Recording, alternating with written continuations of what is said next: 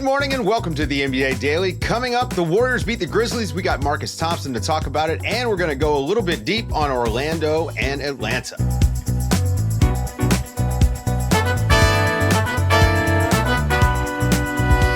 Good morning, everybody. Good morning, S. Good morning. Play-in action last night. We're got so back. Yeah. I'm not going to say we got two good games. We did get one really good game. Memphis and Golden State, the Warriors get the big win. We went deep on the Warriors side with Marcus, so stick around for that after the break. Yes, the Grizzlies are not done, even though they did get beat by the Warriors. They've got to go on to play another game Friday night. We don't know who the opponent is going to be yet, but either Dallas or Sacramento. What do you think about the Grizzlies? I mean, they come back from down 20, and they have that really great run. Ja Morant goes out with an ankle sprain, comes back, and actually has kind of a heroic run there. Give me your impressions of how the Grizzlies played. Yeah, this was a gritty loss for the Grizzlies. We talk about grit and grind. They really embodied that tonight with the way that they fought. I thought that part of it was awesome to watch, between Ja coming back from the ankle injury. I thought Zach Eady sort of figured it out as the game progressed. I want to talk about that for a second a little bit more. But Desmond Bane, the way that he was shooting the rock, the way that he was basically like leading this team on the offensive end. They got contributions from a couple of different rotation guys too. It was just a gritty way to try and grind out this away game to try and get to seventh. They couldn't do it because of a few different things. Yeah. So people are going to bring up Zach Eady, right? Because in the first half, the Warriors constantly went at Eady in pick and rolls. They constantly went at him basically anytime he was guarding anybody. And the thing was, basically, they went Jimmy Butler on Zach Eady, which was the matchup the Warriors were going for. Warriors were completely comfortable with Zach trying to attack offensively. That part of it, 100% a growing and learning experience for a rookie who's still trying to figure out how he can be impactful. Yeah. Second half, I thought he really figured it out. And the Grizzlies did a better job of pre-switching certain actions to make sure that he stays around the paint. The Warriors did. I mean, the Grizzlies did a great job of kind of walling off the paint in certain areas with Eady in the middle. He had 17 rebounds, which is seven massive. Offensive rebounds. 7 offensive rebounds, which is huge for this Grizzlies team with the way that they struggle in the half court. And he was a +6 in 32 minutes. So I think Eady, yes, there were moments where you could say, man, why are they going to him in the post? It doesn't make sense for them to try and force the situation with him offensively. And defensively, there are moments where he was getting hunted. Yes, you expect that from a rookie. My question is, where was Jaren Jackson Jr. in this game? That was going to be where I was heading next. Jaren Jackson winds up with 18 points in the game. 4 fouls, so at least he stayed out of foul trouble. But it felt to me like he just didn't make any real impact on the game. He was 4 of 9 from 3. Again, he scored 18 points, but he was -7. And single game plus minus doesn't tell you everything, but it can tell a story. And again, I contrast that with winning the Zach Eady minutes and losing the Jaren Jackson minutes. And that's your game. It's a 5-point game. Jaren Jackson's -7 in 39 minutes. See, and this is actually part of why there's so much pressure on Zach Eady, because the Grizzlies struggled with going Jaren at the 5. And so they were forced. He doesn't rebound. Exactly. He had 6 rebounds in this game. He is the second tallest player on either roster, and there were 5 guys who out-rebounded him tonight. So that's a very, very persistent issue with Jaren. Obviously, the fouls are another aspect, but generally, they couldn't go to him at the 5 because they were just getting destroyed on the glass when Eady wasn't on the floor. And so, yes, we can blame Eady for rookie mistakes and kind of learning curve and all that type of stuff. But I honestly thought if you wanted to blame a Grizzlies big for tonight's loss, it would be Jaren. They ran it a couple times. Ja and Jaren pick and roll, but what happened to that? Like, why aren't we getting more of that? More why of isn't it. Jaren? Yeah. Again, we get plenty of screens from Zach Eady, but Zach Eady is not a threat to pop at all. He doesn't really apply the same pressure to the defense. I mean, again, he can finish and he's huge, which, you cannot teach huge. But, to get Jaren going and to open things up for Ja, I mean, again, this is when you got to get Eady on the bench because you want those driving lanes open. But they've got the shooting, and it seems to me that they should have been able to go to that lineup with Santi Aldama at the 4 and Jaren Jackson at the 5. Santi was great too. He was. But to be able to match up with the Warriors, especially in that run where the Warriors were hitting shots, and the Grizzlies just couldn't. And now the fortune changed in the second half. Obviously, the Warriors just weren't making shots. Grizzlies started to. And you mentioned Desmond Bane when we first started. He put up 30.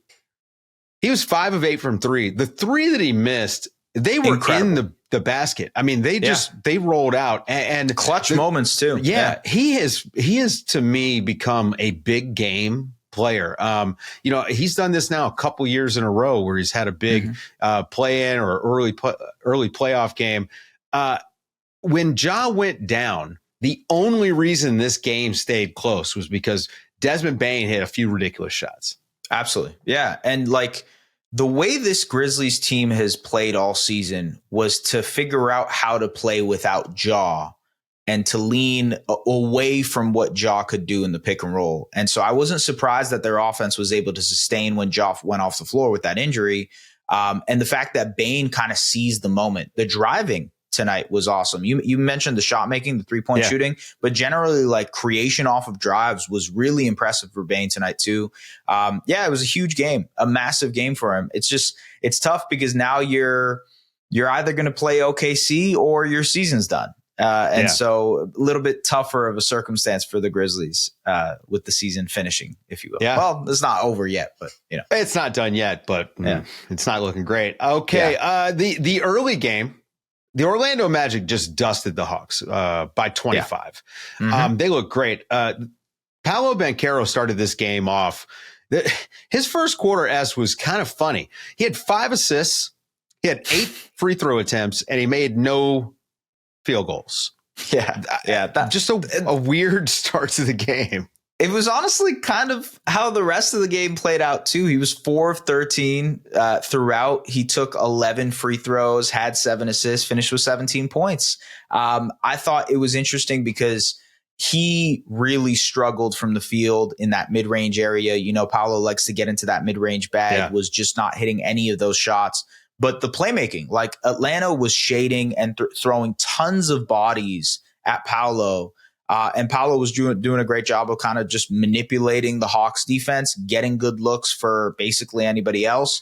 And Orlando did enough to make the Hawks pay in this one. It was about as simple as that. It was too aggressive of a defensive scheme from the Hawks. Paolo was able to make them play. And then in the second half, Cole Anthony and Wendell Carter Jr., massive nights for the Magic to get them this win. Yeah, Cole Anthony Black. I mean, it really they got some key performances from just a bunch of guys, which is what they've been missing.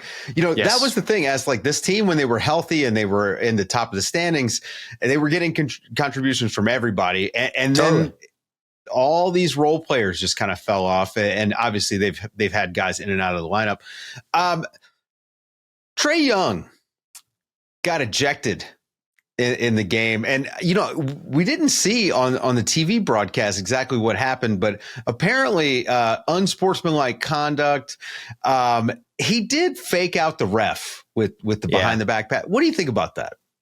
Yeah, I thought that was funny. I honestly thought that was just a funny thing. I didn't get why he got a tech for that. It was silly. And the reasoning after the game, the ref explained and said it was conduct detrimental to the game, which is like, what are we talking about? Making a mockery. Mockery. The sport of basketball. Where, oftentimes at halftime entertainment is a lady who's on a unicycle juggling bowls. So we don't want she is incredible at what she does. She's the GOAT. Though. But let's be honest here, right? Like, it is an entertainment thing, but it was a weird night. I mean, it just, Atlanta never really got anything going. And obviously, they didn't have they don't have their full roster, right? Like no Jalen Johnson is really the guy that when I was watching this game, I kept thinking, oh, wow, they are missing a long athlete to match up against, Franz and to match up against Paolo. Trae Young. I'll ask you this, Dave. I'm curious because now we got basically Orlando, Boston, right? Yeah. And we know Boston is dealing with the Jaylen Brown issue. We'll see how healthy and available and ready he is for game one and moving forward. But do you think Orlando can make some noise? Do you think they could keep up? No, I don't. Okay. I don't. Enough, I mean, I just don't. I think Boston is too good. I think Boston's too solid. And, you said this the other day on the show. If Boston had to sit Jaylen Brown for the whole first round, they'd still win. Everyone's still taking Boston in 5 or 6. I agree. I just don't think Orlando has the offensive juice. They put up 120 in this game, but it's Atlanta. Boston has been so locked in, especially the last 6 weeks. I just don't think it's going to be anywhere close. It'll be a fun defensive challenge, though. I agree with that. I was going to ask you. I mean, what's like the matchup that you're looking forward to with Orlando and Boston? Yeah, I think it's Paolo versus Jason Tatum, which is I think will be the matchup throughout this game, throughout the series, right? And Tatum is such an underrated defender. He's huge, by the way. People don't really realize how big Jason Tatum is, but you see him in person. He's like, this is a large man. And the same thing applies to Paolo Banchero. So it's like two guys who can just go at each other. And two guys who like to get into their one-on-one game, two guys who like to mismatch hunt. I think, again, Orlando with Paolo, they're going to have some troubles offensively getting to that. And how much they lean on Franz Wagner to be a driver and pick and roll player, all that type of stuff is I think important to their offense. But defensively, they might be able to pose a challenge. You think of like their size, their length on the perimeter. You mentioned Anthony Black. He's a great point of attack defender, but you also have Jonathan Isaac cleaning things up on the inside. Makes me think like maybe they could steal a game, but that's as far as I'm willing. They have to get hot. And that's the thing. I mean, like Boston, we know the recipe to beat Boston. Hold them below 35% on threes and you shoot 40%, right? Like they have to miss theirs and you've got to hit yours. And frankly, I don't trust Orlando to do it. I mean, Cole Anthony and Anthony Black came off the bench and were ridiculous. Yeah. Can they do it again?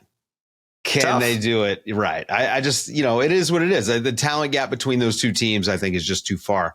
Atlanta, they're going on. I mean, it feels like we're just setting up for Atlanta versus Chicago play-in Friday night. This is what it's all about. This is why we like to play it.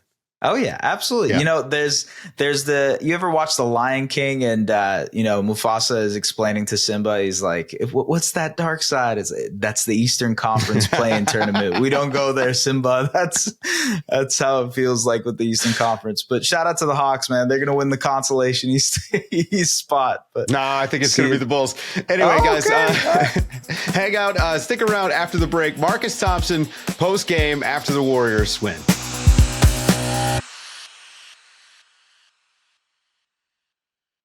The Warriors survived the play-in, and they will go on to face the Houston Rockets. Here to talk about it, because he was in the arena, Marcus Thompson. Marcus, give me one word to describe the game. Entertaining. It was awesome. It was great. Yeah, what else do you want? What more could you ask for? That's basketball, baby. What did you think about how the Warriors came out and in particular, how aggressive Jimmy Butler was attacking the basket? I mean, that was the difference in the game to me. Well, the start, to me, they just needed to. I mean, this team, basically, when they make threes, they look like they could win a championship. And when they don't, they look like they're so far from a championship. So the real, difference, what makes Jimmy, the difference maker in this is that he helps them score without raining threes, right? And so, Memphis, as teams do when they come in this building, started making everything. And Jimmy was just able to get everybody to relax, get inside. They were playing him very weird. They were almost basically daring him in a weird way to say, let's see if you can get 30, which, odd choice, but it definitely got Jimmy going. So this was way closer than it should have been. The Warriors they just don't have enough composure for these one-off type of games. Like, it's just a very weird energy. It's been like that for the last 3 years. They just don't. They get real tight and nervous. They start doing Jimmy Butler weird stuff. did the signature Steph Curry late game turnover that almost puts the game in peril. I thought that was a little out of character, to be honest with you. Very was. He's got the, it's contagious. He's a warrior The now. bug. It's weird. It's funny you say that, because I did feel like they played with their food throughout this game, especially in that second quarter, a little bit in that third and fourth too. And that's sort of been a quality over the last couple of weeks with this Warriors team. You think of that Spurs game, you think of obviously losing in the Clippers game to be able to get to this point in the first place. What is it about this team that has, like you said, Marcus, like such highs, and then the lows can get really, really low too? I mean, I think it starts and stops with Steph. Like, he's such a high variance player, right? This thing can go as skyrocket as you want it to go with Steph. You know what I'm saying? Like, he could take you to the moon. But also, I just think people forget this. Like, it matters to be 6'3". Like, people can do things against you. They can trap you. They can W. You can get them. You can speed them up a bit. like, this has always been a thing. He's gotten so much better at dealing with it. But 6'3" is 6'3". And when your best player is 6'3", like, there's some things you can do against it. So I do think the nature of their offense, which requires so much movement and so much passing, which all is just more opportunity to turn the ball over, right? Mm-hmm. All more opportunity to swing to an open shot that a lot of dudes just don't make regularly. Like, that's just, I mean, bottom line, the best shooters in the world shoot 40%, which means they're missing 6 out of 10. So that type of offense, I remember coming up, Dave, I'm telling you, man, our AAU coach used to preach into us high percentage shot. Like, the Warriors just simply do not believe in high percentage shots. They believe in the shots they've been hitting in practice, which by every definition is a low percentage shot, but they always feel like it's a high percentage shot. Drives me crazy. They did it tonight. Fast break, GP2, Butler kicks it out for a Quentin post 3. Like, you don't do that. But that's their style of play, and it leads to these like cold spells and high variance kind of runs. Yeah, they went from about the 7-minute mark of the second quarter till the fourth without hitting a 3, right? I mean, that was when Memphis erased that big lead. I mean, what did you think about the rotations? I thought Quentin Post gave him good minutes, but what'd you see with what Steve Kerr was doing rotation wise? It's weird because the very reason like Jonathan Kuminga has been exiled, it doesn't stop it from happening. They still blow assignments. They still are out of place. They still are Jimmy and Draymond spends the entire game yelling at Buddy Hield and posts for not being in position, or doing a thing where it's like, hey, press up, take away the 3, and the guy's kind of caught in between. So it's weird. I do think those guys make the hustle plays, and when they're on, they rotate. But I mean, the NBA is just so good and it's so fast that if you just are on the wrong foot at all, like, it's going to cost you. And they're bench players for a reason. They're just, you give them 7 plays, they're going to be good for 5. 2 of them things, you're going to cook them. And that's why they're role players, right? And when you got 4 guys out there, it just increases the opportunity. And then again, it's like all heavy in rotation, right? Everything is rotation. Draymond says the goal is to put a defense in rotation, and the Warriors live in rotation. So the more they rotate, the more mistakes they create. Yeah, there was a time in the game where obviously start of second quarter, it was the Jimmy Butler lineup, no Steph Curry, right? And that fueled the game for them. Like, they went on a massive run. It was actually same against the Clippers. Yeah, same against the Clippers, right? They're finding an identity there without Steph. I think free throws is a big part of it. Like, Jimmy took 18 free throws tonight, which is a huge part of how he got to his 38 points. What is it about this team? Actually, better question than that is, does the free throw merchant ability of Jimmy Butler give a change up for this Warriors offense? Oh yeah, it's a Barry Zito 12-6 curveball. 12-6 curveball, yeah. You know what I'm saying? You know what it is? The other thing, the free throws are the end result. Yeah. But I think the actual like schematic or philosophical difference is they match up hunt. They don't match up hunt when it's Steph. Yeah. When it's Jimmy out there, Jimmy's out here like, eeny, meeny, miny, mo. Right. Yeah, exactly. It was eeny, meeny, Eady for the first half of the game, right? Yes, no question. No question. Then they brought out, who was it, like Conchar and Santi Dama. He's like, come on. It was a parade of white guys for Jimmy Butler to attack. Jimmy sees a white guy, he's going for the jugular. Like, Jimmy's not messing around with this. But like that, to me, they do that. When it's Steph, you don't really see that. They only do it when it's like a big, they want a big on Steph. But when it's Steph, it's run the offense, right? Let's create a mistake. With Jimmy, it's matchup hunting. Let's take our time. And you guys remember this. Remember when they were in championship form and they had that kind of rough and rugged second unit? It was like David West and Sean Livingston. And they'd want like 3 yards in the cloud of smoke, right? They want to win those minutes 8-6. Played completely different basketball. Completely different. Yeah. This is a version of that, just a little bit more offensively potent, where they just say, all right, Steph's out. Let's just run an entire new system and be a completely different team. I know the game just ended, but you want to think about the Rockets at all? How do you feel about the Warriors going into Houston? Steph Curry. Yeah, I mean, Steph's going to be a problem for them. And it starts like it's everything. To me, in every series, the number one question you have to answer is, what is their plan for Steph? You got a good plan, you got a good chance. And the Rockets have a good plan. Like, they got bodies to throw at them. The difficulty is their offense. Like, do they sacrifice offense to put a Tari Eason in there? Yeah. Or do they just hope Tari Eason just has a game where he can get you 17 points, right? This is the kind of betwixt that Steph puts on a team. Like, even tonight, it was like, all right, Scottie Pippen Jr., get out here. And it probably Vince Williams Jr. might have been a better option, but you just sacrifice too much offense. So you're going to see Houston in that a lot. And you already know who's going to want to be on him, and it's Dillon Brooks. And then he's going to try to go back. And if that's the recipe, hopefully Ime is smarter to know that, but you're not beating Steph Curry with Dillon Brooks. It's going to have to be like how they do it. Amen Thompson is just tough, Thompson is the guy. Yeah, that's the guy. That's the guy. Yeah. It was great for the one game. Remember, they played the Warriors 4 times. The Warriors won the first 3. It was a great plan for one game against the entire team.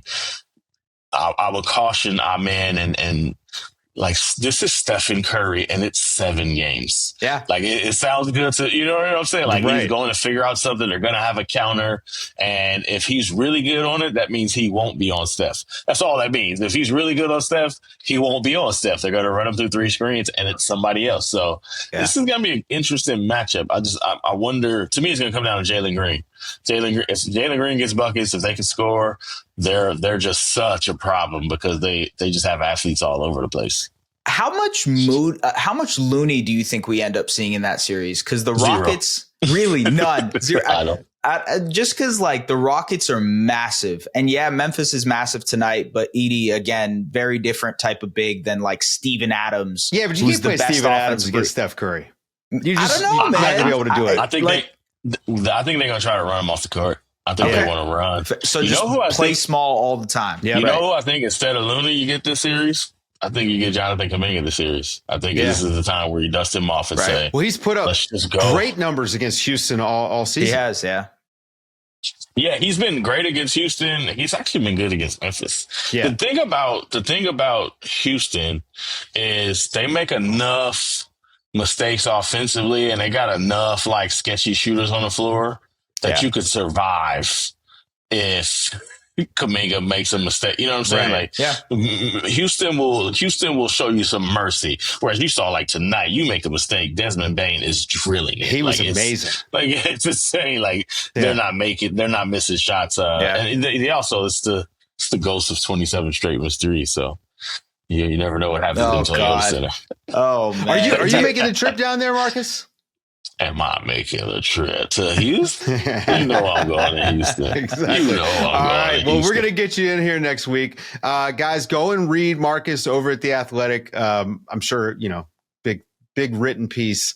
Steph Curry, baby. That's right. Steph Curry all day. That's going to do it for the show, folks. Thank you guys for listening. For Marcus Thompson and Es Baraheni, I'm Dave DuFour, and this has been the NBA Daily. Thanks for waking up with us.